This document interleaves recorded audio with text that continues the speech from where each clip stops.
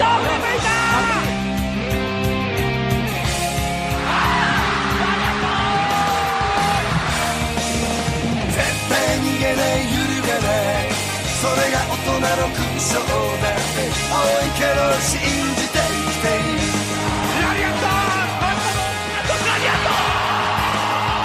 and welcome to a new season of the Week of Lariat.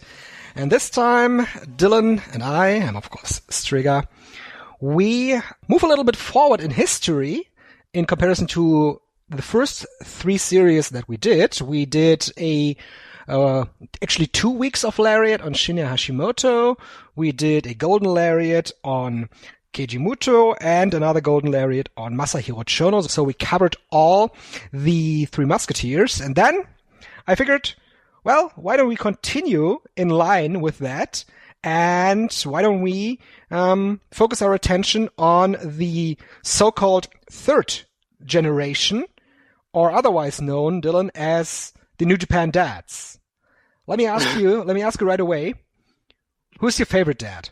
For me, I've gone through periods of liking all of them. Maybe Nakanishi might not have been my favorite, and Kojima kind of jumped to All Japan. So he's almost kind of in a gray area for me.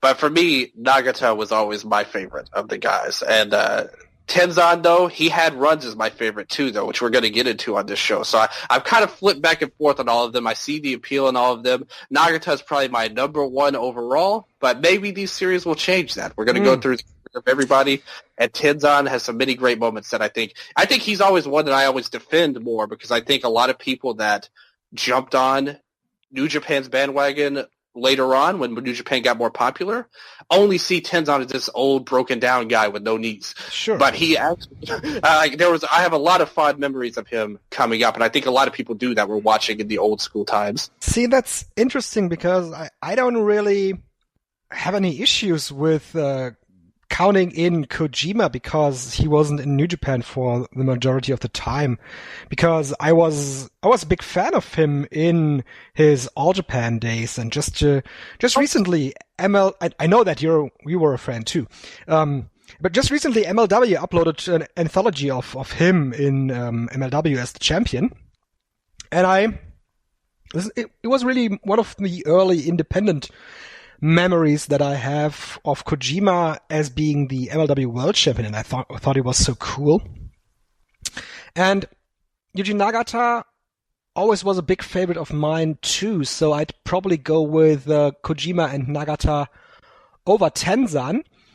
But as you said, maybe this series will change something for you, and maybe it'll change something for me, because I very well remember that when they tried to make Tenzan a top guy in the early 2000s, I was not a fan.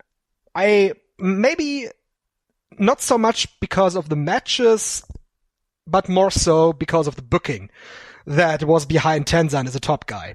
We're going to be talking about that in a bit here.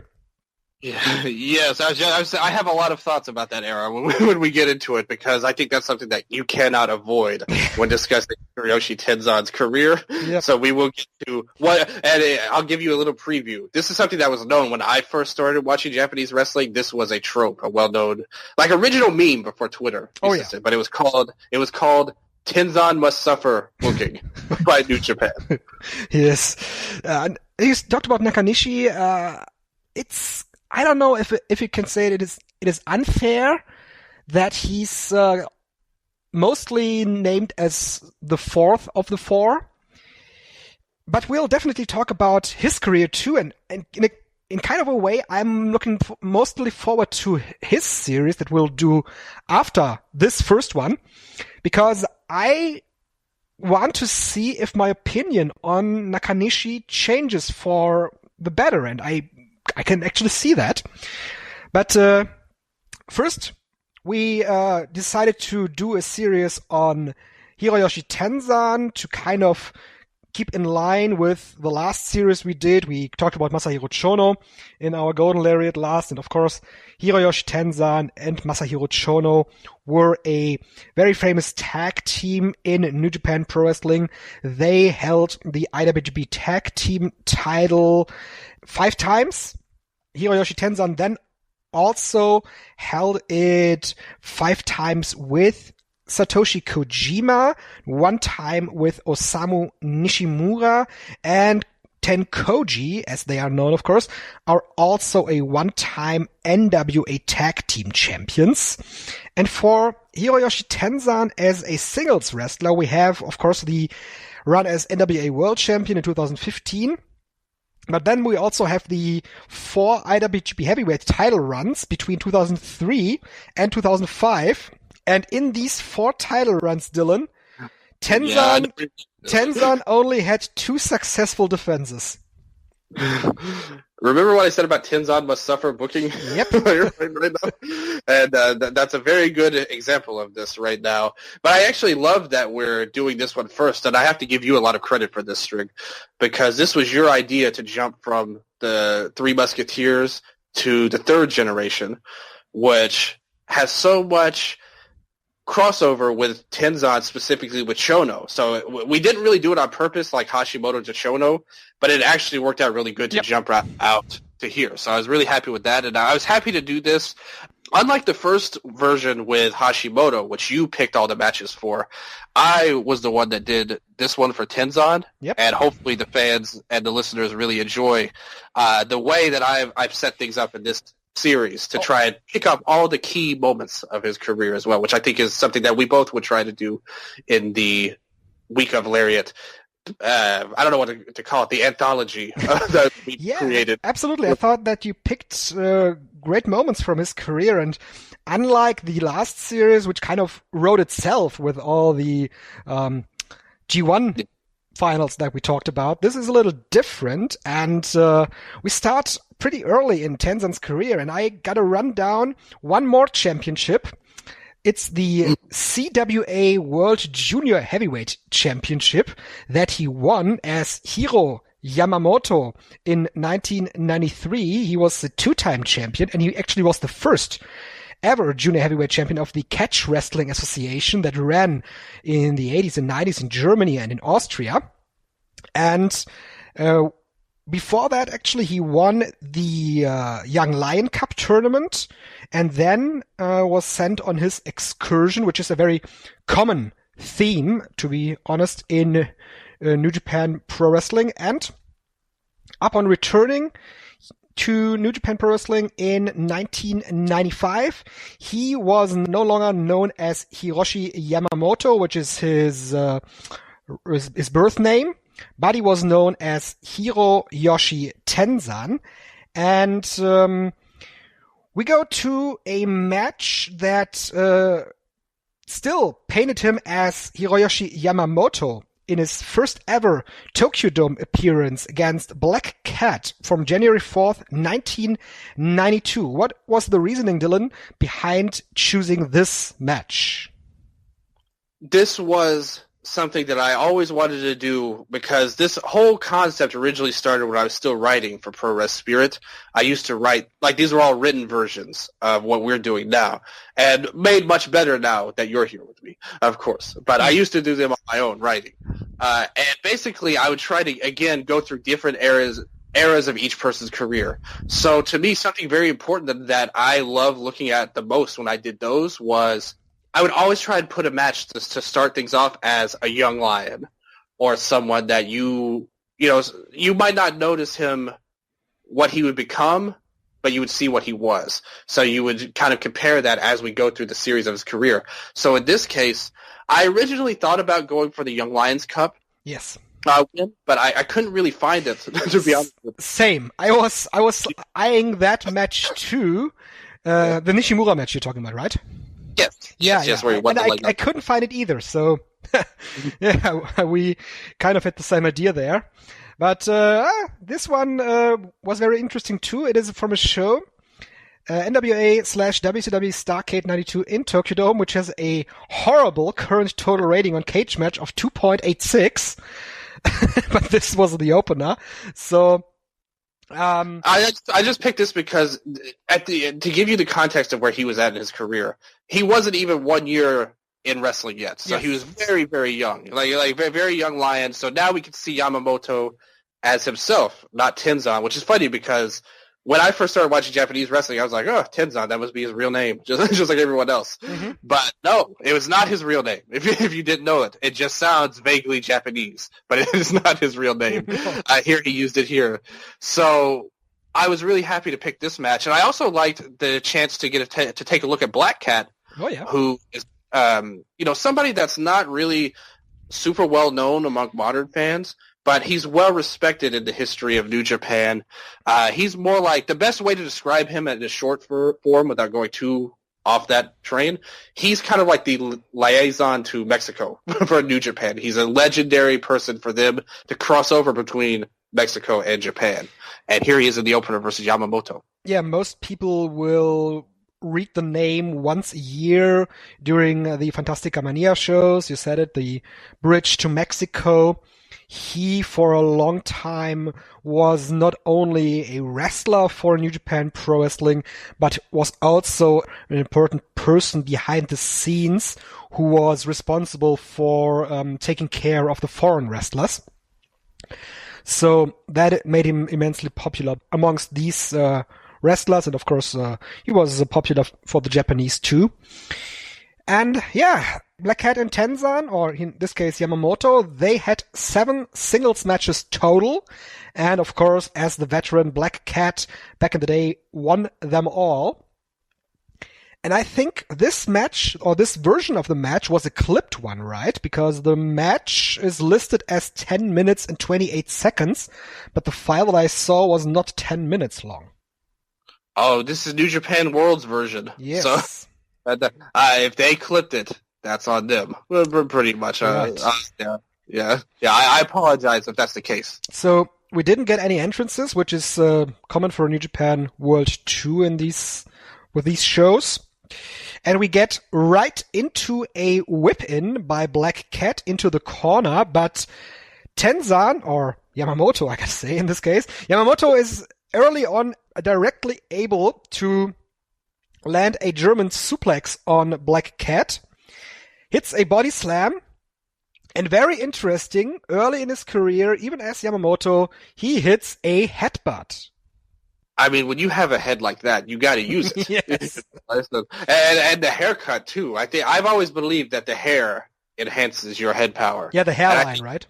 Yes, exactly. So this man has a strong cube-shaped head. Tenzan always has. Even as a young guy, he still had it here. So I was very interested to see how he would use it. And this is one of my favorite parts of watching these Young Lion matches, to see what you can compare to what he would become later on to where he started here. And yes, the head is still there. And that wasn't the only thing he would continue to use throughout his career that he used in this match. That's true. He goes to a sleeper hold, and from there to a head scissors on the mat. You named it here. This is a move that he would use later in his career too, or a hold that he would use later. And he also used spin kicks in the ropes that showed that he was very athletic. And Black Cat, on his part, he is able to counter a body slam attempt into a DDT, then hits a flapjack on Yamamoto and carries him with like a Canadian backbreaker into the corner to set him up there.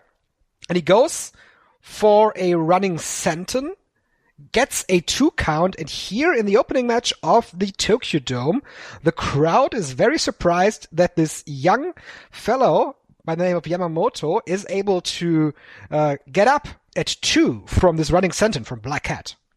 I thought when he ran him into the turnbuckle was really good. Black Cat's style here, I was actually pretty impressed by him with what we saw in the match here.